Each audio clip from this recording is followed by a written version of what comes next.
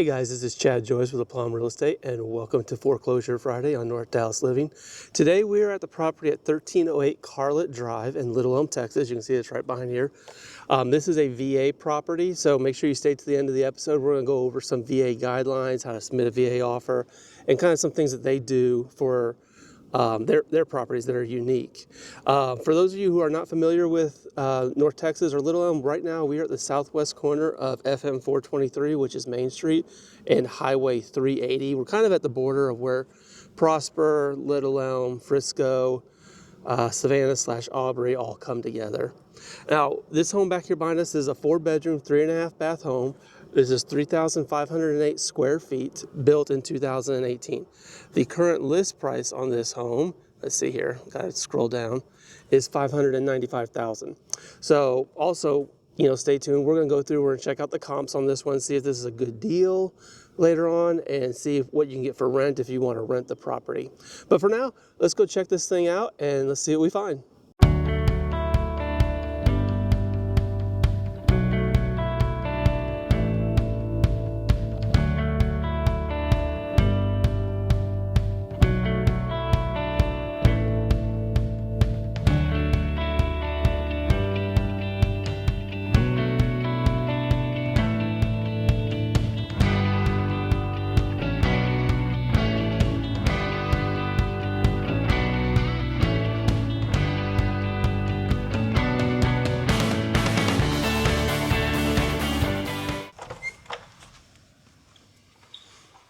Here we go, coming on in. Now I came on in here a little early and turned on the light, so we have a little bit of light in here. Not all the lights are working, but this is a really pretty front entrance way. We got the hardwood floors on the going all throughout. Looks like the living areas and the main areas here. We'll get back to the primary bedroom later on. Over here on the left, you got an office space. Vaulted ceilings with a beam in the middle. Kind of cool little design. Ceiling fan. Plenty of room in here. Extra windows up there. Now this is a Taylor Morrison house, just to give you an idea of who the builder is. They do a pretty good product. So I expect at least the craftsmanship to be in good shape here. We'll see about the actual condition. Here's a half bathroom. That's a little laundry closet right there. Turn on back so you guys can see the tall ceilings in here. I'm 6 foot tall. I can almost touch the top of that. Can't really, there you go. I can almost touch the top of the door. So we're looking at probably, 8 foot tall doors with 10 foot tall ceilings in here. Let's see what we got on here. Coming out, just a little closet area. Our stairs are going upstairs. Nice little landing area up there. We'll check that out in a little bit. There's the main living area. Let's go over this way. And we are in a foreclosure, so you're going to hear the beeping from the smoke detectors, at least the ones that are here. Good sized laundry room. Got the 12 by 12 tiles. Lots of cabinet space in here. So that's not bad. That's kind of funny. They didn't put anything right there. Like. They didn't finish out the cabinet. I wonder if that was an add-on after the builder was done. All right, here's our garage. Wood faux garages. Good sized 2-car garage here. And you do have a storage space over here, which is nice. Oh wow, it goes back quite a ways. So, and it still looks like we got the 10 foot tall ceilings and everything. Finished out. They didn't put the trim around it, which a lot of builders won't do that. Each garage door opener has its own each garage has its own garage door opener. You have a sprinkler system right there. And there's our, oh wow, here's our electrical panel. We have a couple of trip breakers right here. So if you were, that's why you always check those breakers, just to see if they got tripped. So if you're buying this house, we want to make sure we get someone out here to check that, maybe an electrician. I don't think a normal home inspector will check why the breaker's tripped. Okay, so there's our front door. Oh, this is kind of neat. I've always wanted a door like this, but that has the little doorway where you can look out. You can't really tell, but it's dusty and it's not very clear, but always wanted a doorway like that. I don't know why. So coming on through, got a closet there on the left. Here's the main living area, 2-story high. Ceiling fan up there. We do have a recessed sliding over the fireplace, which I think is absolutely hilarious. That used to be, on 1-story homes, they'd put the light over the fireplace because people would put pictures up here on their mantle and everything, and the light would actually shine on the pictures so you can see them. There's literally no reason to put it 2 stories up, and there's no other lights except for the ceiling fan. Now you do get a lot of natural light with the windows, which is good. They got plenty of windows in here, but I've always found that funny. Over here we got the kitchen area, and I'll explain why I didn't open those cabinet drawers, but I'll explain why in a second. Nice big island. Looks like we got a granite / quartz type countertop. Got your dishwasher here, big old farm sink. Microwave, you got a double oven over there, which is nice. 5-stove burner, missing one of the caps. See right there. Usually buy those pretty cheaply online. And there's the vent. Now, why these are open, and I didn't open them. And honestly, if I was the seller, I'd be a little upset at this because this doesn't really show very well. But property preservation companies come through and they have to show that they've cleaned out and removed all personal belongings. So what they do when they take their pictures is they open the cabinet drawers like this so you can see inside. Listing agents or their team are supposed to come by and close those so that they look good. I even noticed on the photos in the MLS, which go out to the public, like all the cabinet drawers are open. And that just shows that the agent's not really checking on the house. This is disappointing. This is the pantry. I mean, it does have a lot of storage, but it's kind of small. But you do have extra storage, in the kitchen area. Now, I was trying to figure out what to do with this room back here. Obviously, this is the formal dining room. Home was built in 2018, so I'm surprised that they even put one in. Most builders are not doing that now. I would use this, honestly, I'd change it. Look at all these windows. Most families aren't using formal dining rooms, but I'd turn this into a sunroom. We're north facing right now, so over here on the left is is west, obviously, and there's east. I'd turn this into a little sunroom. You can come in here, relax. You can put, change a little bit of that, add some sheetrock on in here and everything. You put a double door, maybe even turn it into another office. But most people aren't using their formal dining areas. I can see now looking at this floor plan why they've got it. They don't have a breakfast area, so, that would be kind of hard. Again, most modern floor plans right now are getting rid of the formal dining area. They're just creating extra space in the kitchen for breakfast areas. Over here, we got our primary bedroom. Ceiling fan, you got the trim up top. Carpet, not in bad shape. Obviously used, you'd want to stain it, but there's no damage here. Looks like, not sure what that is. You can kind of see it's a little speck to you guys. That looks like it's probably the paint. But again here, primary bathroom. I'll get to the cabinets again. Walk-in shower, sit down, long shower area. Again, this just tells me the agent hasn't been to the property. And again, I'd be frustrated if I was the seller on this one. Because if they're not coming in and closing pantry doors or cabinet doors, they're not here. And that means my property, my asset are not being watched. So I wouldn't like that.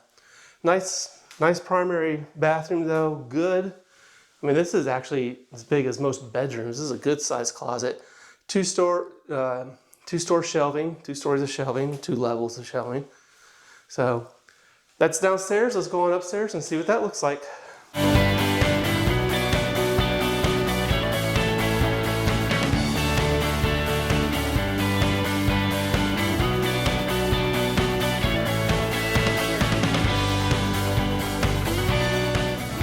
All right, here we are. I'm going to get some lights on as we walk around. There we go.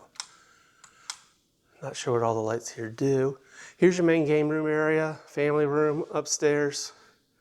Looks like down that hallway is going to be the media room. We got a bedroom, bathroom over here. We got separate, looks like it's almost got a split bedroom arrangement up here. So let's take the first hallway and see what we find. Turn these lights on. They're going to have a Jack and Jill bathroom here. Here's the bedroom. This is a narrow bedroom. This is almost smaller than the primary closet. It does have a walk-in closet though. Extra storage space. Now I remember this Taylor Morrison floor plan. So plenty of storage space in there. God, the one smoke detector that's actually working, or here.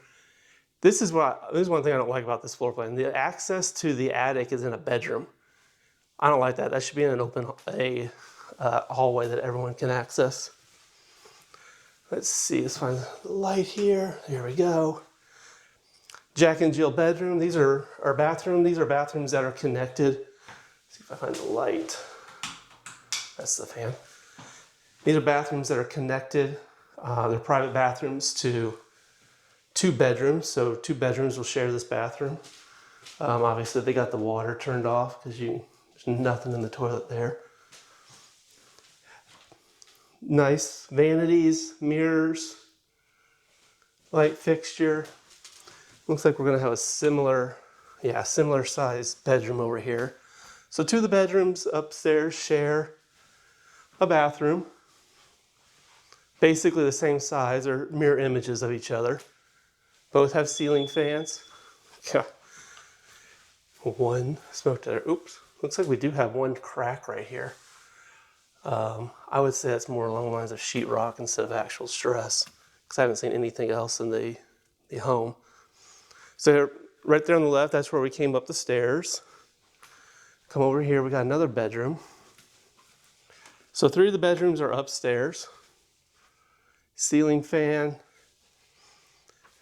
Still a good sized bedroom. This one is wider more than the other ones. You don't have as big of a deep as a walk-in closet, but it's still a good size. Carpet's still in good shape. Quite frankly, I don't know if this is almost a move-in ready home. Obviously I do some cleaning in here. Where's my light switch? God, who puts the light switch way over here? Again, cabinets are open. Just tells me the agent hasn't been out here. Shower tub combo. Now, this is a good thing that this one's open to the, to the game room, because you do need access for, public areas for a bathroom. I just wish, you can see right here, we did have some carpet. Looks like probably had a cat or a dog or something that tore that up. But I would wish that a builder, when they're building these homes, it would be a half bathroom. Here's our light switch. That's the shared bathroom for the public areas, not a full bathroom, because you're not going to be able to use that bathroom if someone's in there showering. Here's the media room. This wood area, this is wood has been added on. Painted. We got all sorts of hooks up here. Kind of odd. I haven't seen this before. Maybe somebody knows what this is. There we go.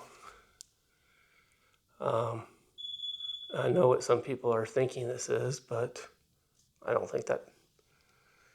Looks like it's probably something handling some cables or something. I don't know. There's about 6 of them.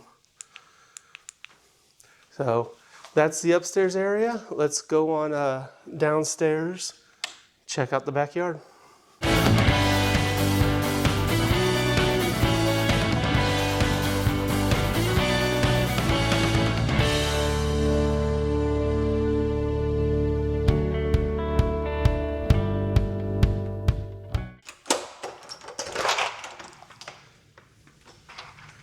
All right, here we are. We're on the back patio. South and west facing patio. So we're in the morning right now. Nice and cool. We just had a storm come through last night. So it's, believe it or not, it's only about 80 degrees this morning here in North Texas. you do have a retaining wall behind you, which I've never been a fan of because all the water, and I'll show you where, all the water will run onto your property. There's the back patio. Good, nice rectangular patio with brick on both sides. It'd be a good option for putting in the motorized blinds and everything. But here's why I don't like having a home behind a retaining wall. You see that drainage pipe? All that water from your neighbor drains onto your yard, so it comes here. Now, if they've done the drainage correctly, it should go around that way over there, and you can see why it's lower. You can see it's lower through here. You can see that's where the water flows, where all that dead grass is, and then it goes out the side. It's going to be difficult to take care of that, and you can see, like, even on this one, they get plugged up like that with all that dirt in there, so then it's rolling over the brick and the stone, and you can see it'll cause cracks. Like right here, you see some cracks coming on through. It just makes it unstable. And while this one, I don't think it's on your property line, but you'd have to check on it because this is shared fencing. This could be a shared retaining wall. And if it breaks, you're both responsible for it if it's shared. If it's on one person, if it's on your neighbor's land, then it's their responsibility. If it's on yours, it's 100% your responsibility. And whoever's responsible for it would be responsible if it caused damage to the other property. So again, the reason why I wouldn't like retaining walls. Got a good side yard here. It's almost wasted space. Oh, here's the other. This is how you can also tell all the water's coming through. See all the moss? Like, this area stays wet. So you'll probably have standing water there, which would be an issue. And moss is going through everything. See right there?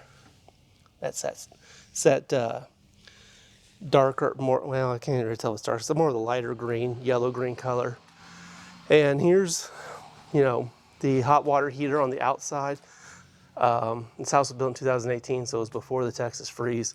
A lot of these hot water heaters had pipes burst during that bad freeze we had 5 or so years ago where temperatures got down to 2 degrees. So that's something that you'd want to be aware of. But quite frankly, the house is in good shape. Just a couple of weird things on it. Let's go back to the office. Let's look at the comps. Let's check out the VA program and go over all those details. All right, guys, we're back in the office here, and we're going to do 2 things as we look at this property. The first thing we're going to do is we're going to go over the VA purchasing, method, and also look at Vendee financing. We're going to do a quick little tutorial on that, kind of give you an idea there. And also we're going to go over market value for this property, see if it's a good deal, look at rental rates and things like that we normally do. So first off, what you do in these homes is they are all managed. If it's a VA home, it is managed by, you can see right here, we got it's the Secretary of Veterans Affairs. So just like the U.S. Department of HUD, they have their own method and guidelines of what they're going to be doing here. So you're going to be using their own contracts, things like that. Every VA property that VA owns had a VA mortgage on it. Doesn't mean that it was a veteran in there, because non-veterans can't assume VA mortgages. And so you're not quite sure there. But the property was foreclosed on by the servicer, the Bank of America, Chase, Rocket, Mr. Cooper, any of those guys, and sent to the VA. So the VA is managing it right now. And what they do is they put all their properties, you can see right here, on this website. It's up right over here in the top left. It's vrmproperties.com. And we can go here and we can search. Oops.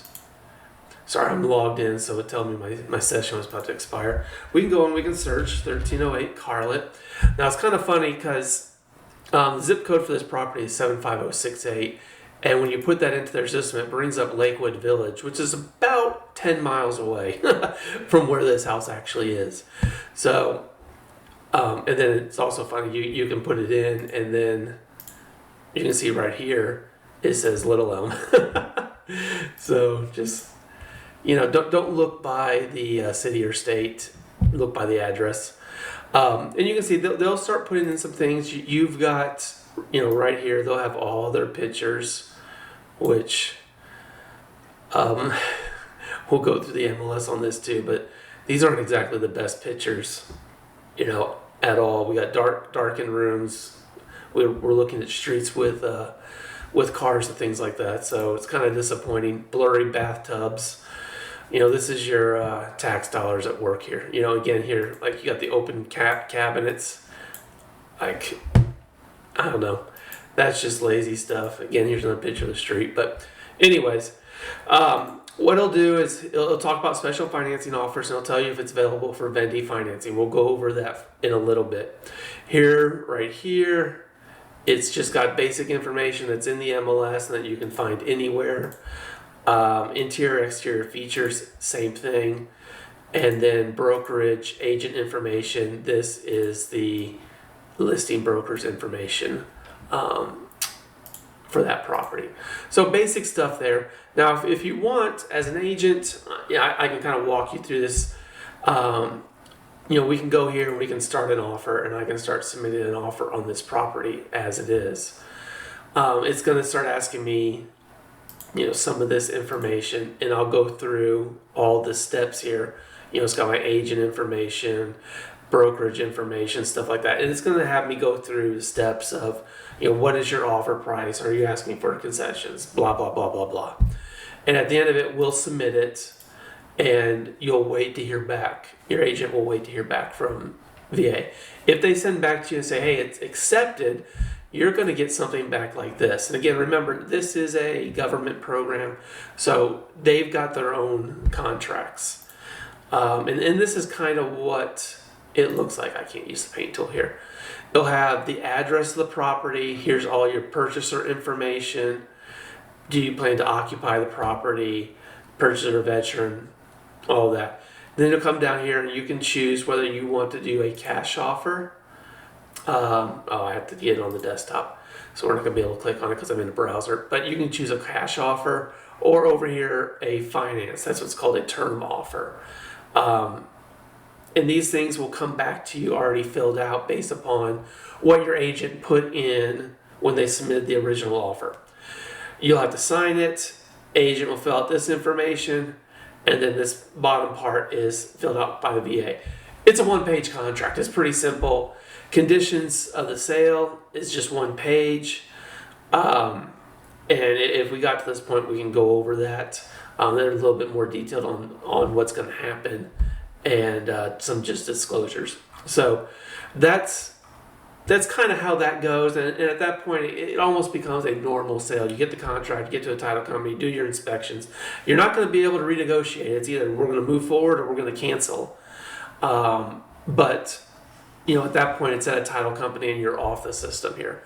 Now, if you are interested in VA Vendee financing, you can go to the vrmproperties.com website, and you can look down here and see the eligible properties. And click on that, and let's give it a second here to load. And it'll pull up the properties here that you want, or that you can look at that are eligible for this. Now this property, we can go back over here, and we can see in the MLS, this property may qualify for Vendee financing. I think if we clicked on that, on the addresses, which is what you have to do, it does say that it does qualify. So what you'll want to do, let's go down here to see if we can find the questions for, here we go, more info. And this is where it becomes really interesting, and we've done this on a couple of properties before, but this is our important things, okay? The Vendee loan advantages, it is for veterans, non-veterans, owner-occupants, and investors. Anybody can qualify for this program. It is financing with little to no money down. Seller can contribute towards your closing cost, and you can get a competitive interest rate. Right now, I'm pretty sure those interest rates change, depending on what category you fall into here. But VA loan rates today, right now, on a fixed VA purchase, 5.875%. So that can make a big difference for you. That's better than a conventional loan. Also, one thing to consider, we'll go back over here at VRM. There's no PMI. No PMI is private mortgage insurance. For HUD homes, it's called MIP, Mortgage Insurance Premium. But with VA, you don't have to pay that. That will save you a couple $100 a month. So that's kind of the VA program here. Again, remember, these homes are sold as is. They're not going to do any repairs. Inspections are for your information only. But there are advantages to going through these programs. And quite frankly, there's a lot of VA homes on the market right now. I wonder if we could, let's just look at 75068, which is my zip code. No, that's the only one. I wonder if I can look it up by county. Yep, let's see. Denton County. So 1, 2, 3, 4, 5, 6, 7. We got 7 that are on the market right now. I could have just looked down there. And 6 on the market, 1 coming soon. So that's actually quite a few. Like I said, in other videos, foreclosures are increasing. We're seeing more of these properties come on the market. They're putting downward pressure on the market. So let's go on over, let's switch over, and we will actually analyze this property now, kind of see if this is a good deal. You can see right here, this was originally listed at $621,000. Right now it's at $595. Days on market is 60, so it's been on the market for 2 months already. Let's look and see. It was kind of funny looking at that property. In there, when we were walking through, it had all the cabinets open and stuff like that. Oh God.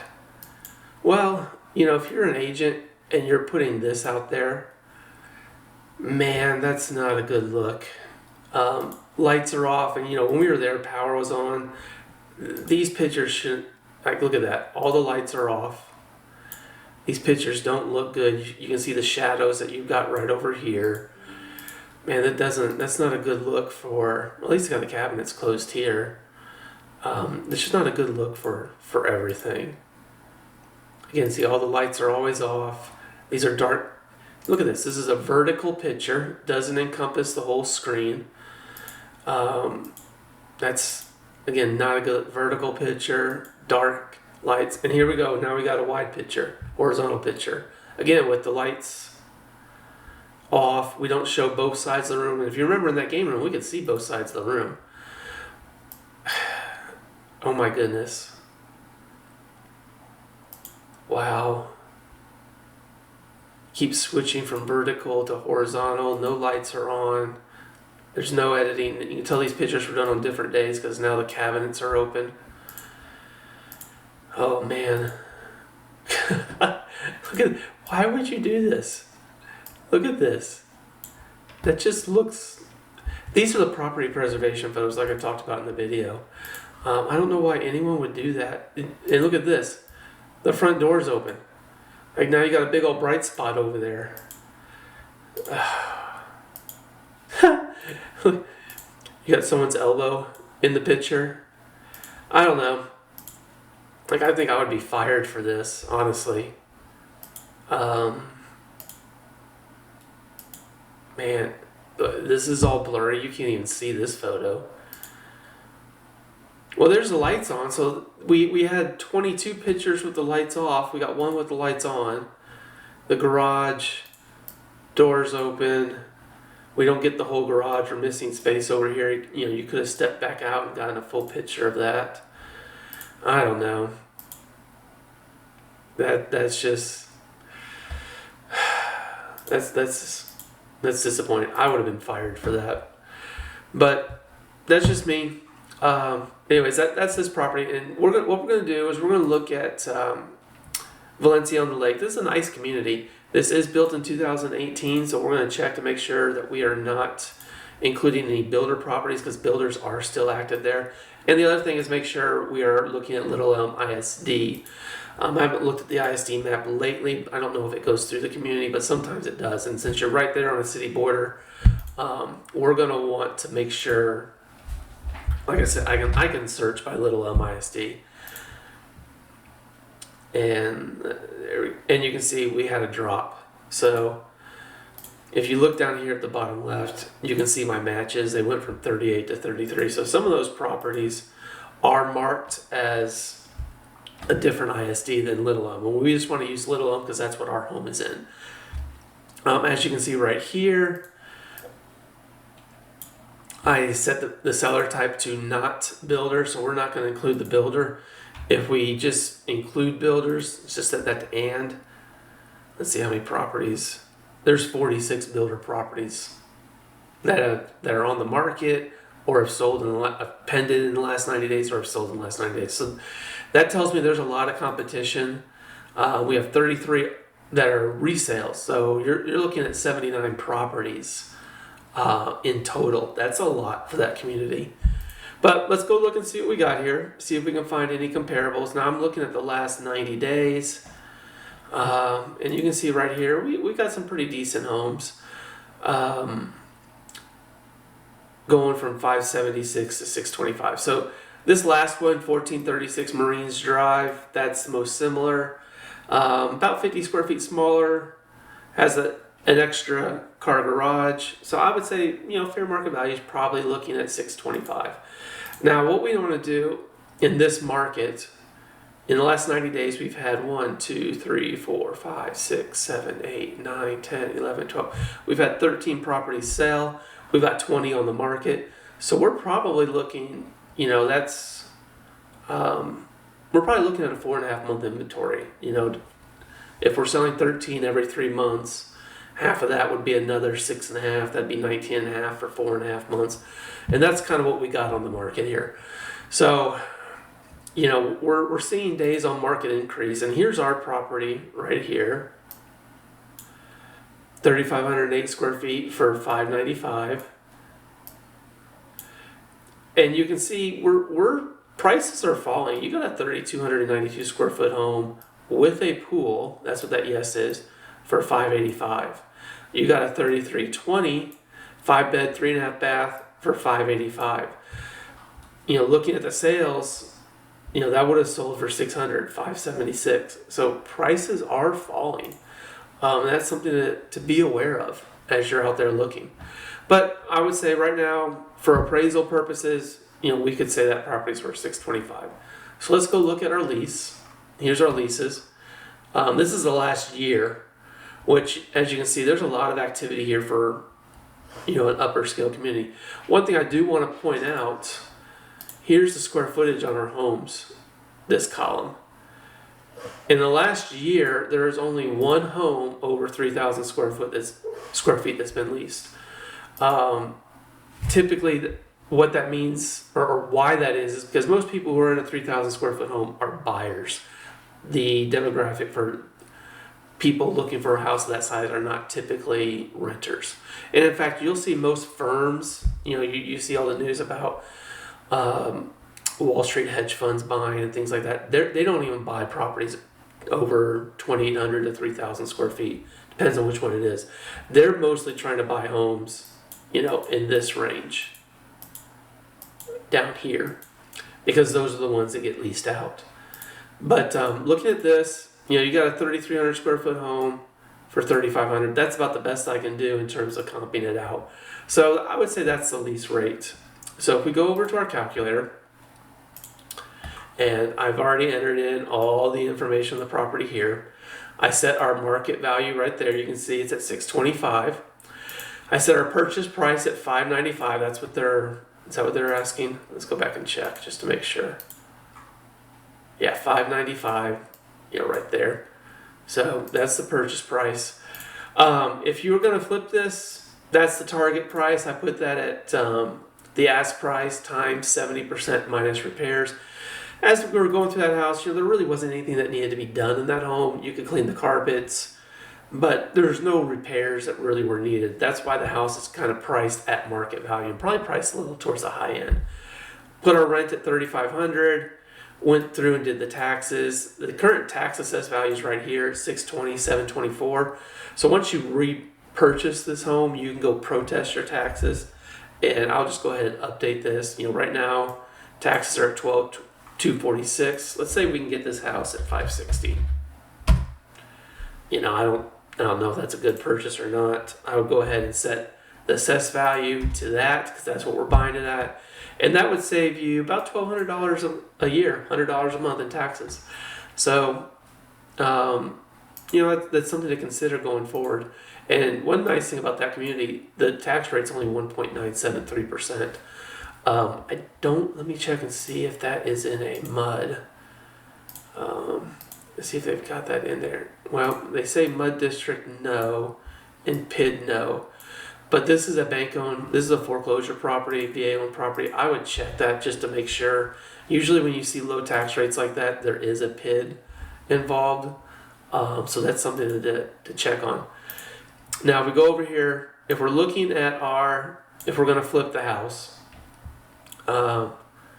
if we were able to buy it at $560 and turn around and sell it at $625, yeah, you can make some profit. The likelihood, and this is assuming a cash purchase, by the way, that I really don't, on our acquisition costs, I don't have any closing costs in here. But, that's, well, wait a second. I need to update that. Yeah, I'll have to update that because we're going over. Yeah, because you have to pay all the taxes, so that's right. Anyways,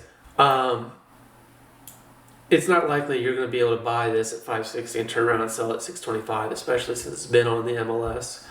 And there's no work to be done. People are going to ask you to justify it. Plus, the lender for the borrower is going to ask you to justify it. That's going to be difficult to do. So this really isn't a flip candidate. It is a candidate for an owner-occupant, and it's a possible candidate. Depends on how much you want to hold on to here for renting. And if we get that rental rate at $3,500, if we're able to get the VA rate, which is 5.875% right now, it would cost you $92,000 to get into the property. Total rental costs with taxes and insurance and maintenance, I have it $4,200. So you wouldn't be breaking even on this one. This would be somewhere that you'd want to park your money and count for depreciation and appreciation and use it for tax purposes. But that's not necessarily, really the best thing here. If you're looking for cash flow, this wouldn't be the best property. This would be a good property if you are an owner occupant. And keep in mind, if you are an owner occupant, you can get 100% financing, which means, and I'm going to put our maintenance down to 0%. Your mortgage payment would be around $4,951 a month. If you fully finance this house, well, that's at $625. Let's say you financed it at the purchase price. So now you're at $4,566. I estimated the insurance. I had that over here. Insurance at $4,000 a year, which it's probably going to be a little bit low right now. Insurance costs are all over the place. But if I was a home buyer, I'd be expecting a mortgage payment around $5,000 a month. If you went in there for 100% financing, buying it at $560, 5.88% is a pretty good interest rate. If you're an investor, you're probably looking at 7.5%, depending on what your credit score is. And if you're an owner occupant, that interest rate, 5.875%, will also depend on your credit score. So, unless you're looking for, as an investor, unless you're looking for a property to put and hold on to for tax purposes, I wouldn't consider this one. If you're an owner occupant, it's a good neighborhood, it's a good home. And the VA Vendee program definitely makes it worthwhile. And you can also buy down that rate, depending on how much funds you have available for closing. So I think it'd be definitely worthwhile to have a look at it.